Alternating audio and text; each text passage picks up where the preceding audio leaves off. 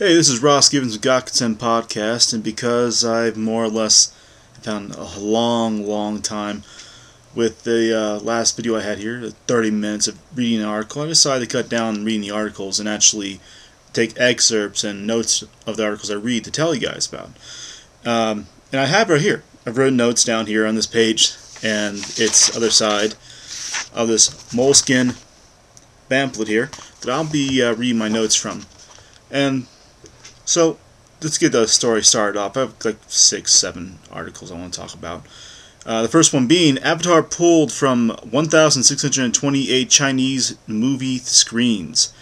And this has nothing to do with the fact that the Taiwanese man died from sheer awe over the Avatar's sheer beauty. And it was a very beautiful movie for a science fantasy movie.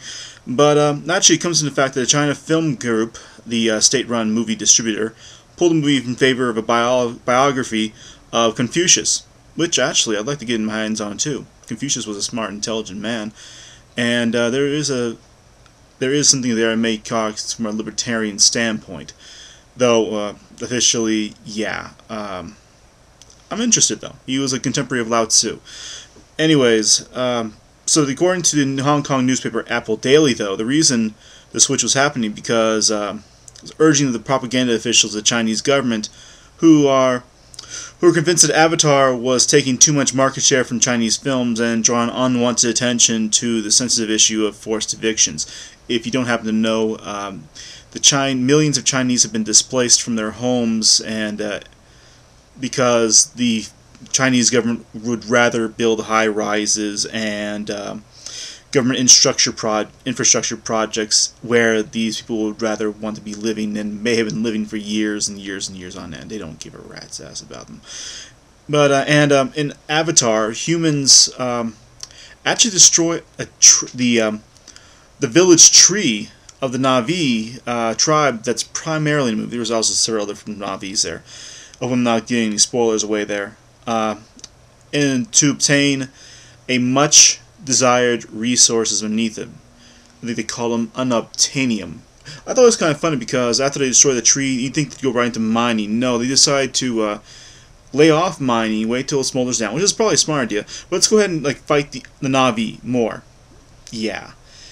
Anyway, so in case you haven't heard, and I didn't hear about it really officially till this morning when I went over looking for things, Brown won the congressional seat once held by late Senator Kennedy, or Corkley. And Corkley, I hope am I saying that's right? Anyways, the Democrat candidate, well, she was a total bitch. She didn't want people to, come to protection of their family and loved ones when they were being molested in stalls, in the case of one guy here. I don't have the article right here. I heard from Free Talk Live, its episode couple weeks back. But, yeah. I'm not really sure whether I should be overtly happy, but I'm sure the Republicans out there are cheering and wetting themselves in orgasmic joy. And but though in person I'm happy about it because I'm hoping down here that this means that we're going to actually have someone fight against what is definitely a tyrannical bill, even if it is meant to help other people through the healthcare bill. Quite frankly, healthcare reform doesn't need 2,000 pages, and definitely doesn't need the IRS to be involved. And it's strange too because, according to the bill, if I remember right, and recalling this offhand, by the way, if you don't want the government insurance, and you don't have the private insurance the government thinks you should have, failure to have either of those two things means definite fines and jail time. And actually, further reading actually says that if you can't pay the fines after getting out of jail, you go back to jail and more fines applied. So, yeah, I don't think no, I don't want this. I want a truly free market healthcare plan, by the way. Current healthcare stuff isn't the free market, at least the one I want to see it as. I'd like, well, this is kind of rolling back the tides. 1950s had a fairly good healthcare costs, at least. I mean, when you're talking about something like $32 if you want to stay in the hospital after your child was born for a day or two, versus something like $6,000 nowadays. Yeah. So, moving on though, for all of those out there who want to actually colonize space one of these days, Adam as well, I have two stories from space.com. I have all the links, by the way, on the sidebar over here. I think it's over here. Anyways, mysterious ribbon that they found at the edge of the solar system. It turns out to be the solar wind being pressed back against into the solar system due to intergalactic magnetic force. I would actually like to see how hard it is when we finally get out to the outer reaches and get out there, you know, please, in my lifetime. And a binary star, Algol, A-L-G-O-L, Algol. It's strange. The so-called demon star has been found to have a magnetic loop that's been found, only known so far, around our own sun.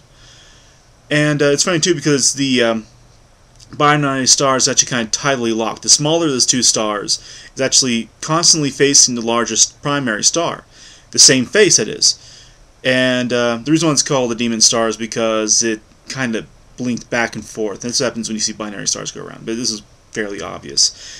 According to La Figa, the DC police have been authorized to arrest women in any area declared a prostitution-free zone. Now that's everywhere except for 2 counties in Nevada. If they're carrying more than 2 condoms, because that's apparently proof that you're a prostitute. Let me get this straight. You want to discourage safe sex because of prostitution? Ugh. And House subpoenas AIG documents from New York Fed and Geithner, actually. This is actually what I got here. Just 2 things here. Congressional panel from, this actually was a story from January 13th, 2010, so it's probably a little earlier than that. Subpoenaed documents on the U.S. bailout of AIG in 2008, including from Timothy Geithner, who was the former New York Fed chief and is currently Treasury Secretary. Representative Adolphus Towns says his House Oversight and Government Reform Committee were seeking info on payments made to AIG counterparties, which you will see in the sidebar with the link I'm going to provide. Now, because I forgot to mention this, and I have 2 minutes left, the La Figa article actually links to another article I'll link to the side, also on the side, about the entire thing being stated.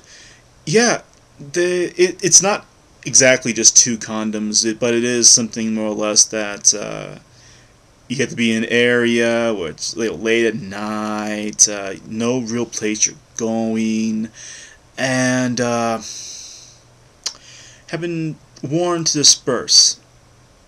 I don't believe that's going to be likely to be anything, because, you know, if you don't disperse fast enough, oh, I have to warn you a second time. I don't have to warn you now. I can arrest you. And how many of these people are going to be, you know, found carrying condoms? Anyway, so with the minute left I have, I want to say that God Consent Podcast is a group of 4 guys. Me, Adam, Mark, Chris. You know Chris. He proliferates this and actually uses this as his personal channel to talk, comment on stuff.